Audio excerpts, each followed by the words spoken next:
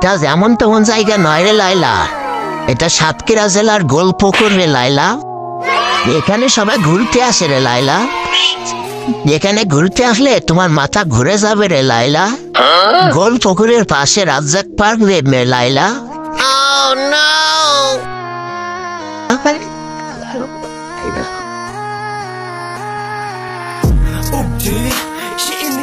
আর এখানে টিকিট ধরে মাছ ধরা হয় রে লাইলা। সাতক্ষীরার প্রাণ কেন্দ্র রে লাইলা, এখানে ঘুরতে আসতেই হবে। এটা প্রেস ক্লাব রে লাইলা।